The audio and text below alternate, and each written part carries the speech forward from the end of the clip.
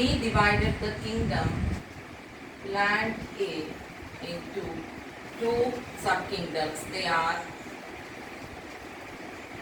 cryptogams and phanerogams. Now what is the meaning of the word called cryptogams? They don't have seeds. Okay, so no seeds. And they reproduce by spores.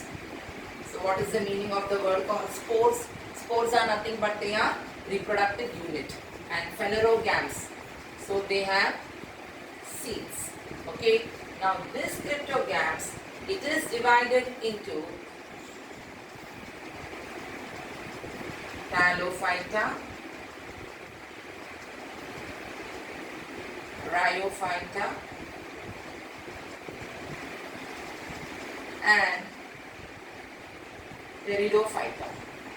So we will be learning about all these characters one by one. Now this phanerogam, it is divided into gymnosperms and angiosperms. This angiosperms, it is divided into two types. They are monocotyledons and dicotyledons. So we will be learning about all these now. Now Talophyta. So we are going to learn the characteristics of Talophyta. They grow in fresh water or marine water. They may be unicellular or multicellular.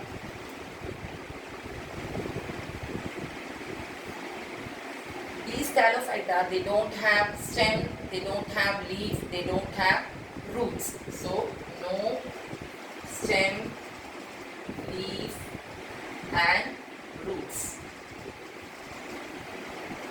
Now the example of this we can tell is Spirogyra. Before that they are autotrophic. So you know what is the meaning of the word called autotrophic, which prepare their own food, and they can be microscopic or macroscopic. So you know microscopic, they are too small, or macroscopic means little bit larger in size. The example of this, it is Spirogyra. So you might have this, how does this look? So you might have seen in all lower classes science books, you might have seen like this. Okay, so this is Spirogyra. Now if you see it in detail, so this part, it is called cell wall. You can see the chloroplasts, they are spiral. So it will be like this.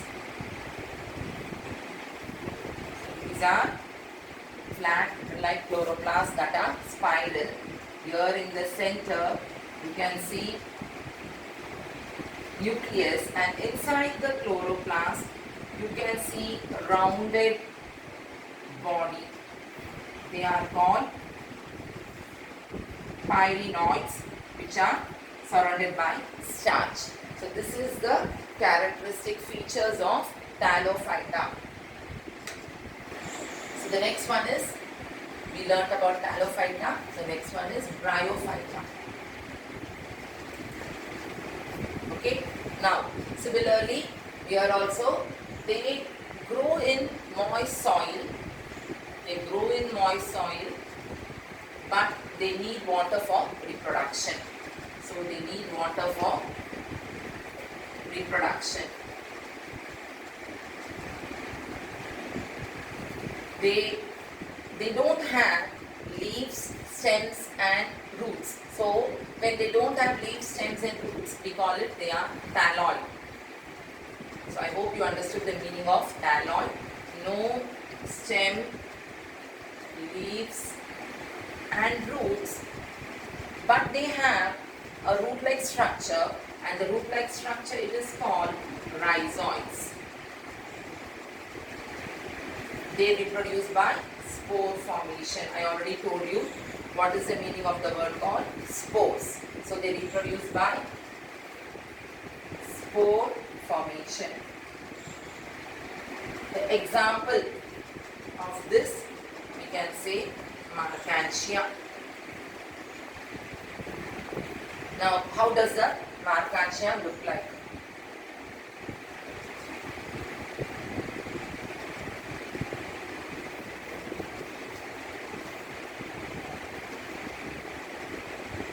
So this part, it is called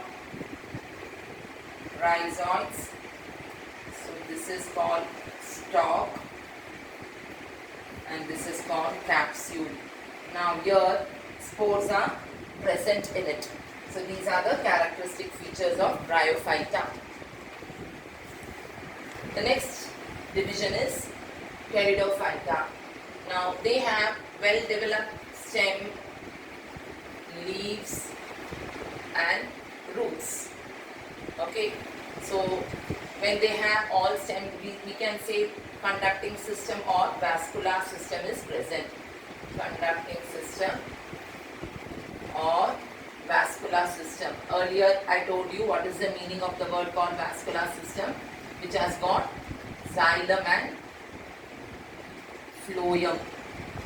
Okay, now, so how do they reproduce? They reproduce asexually by spores and sexually by zygote formation. So I told you what is the meaning of the word called spores. Spores are nothing but the reproducing unit, I told you.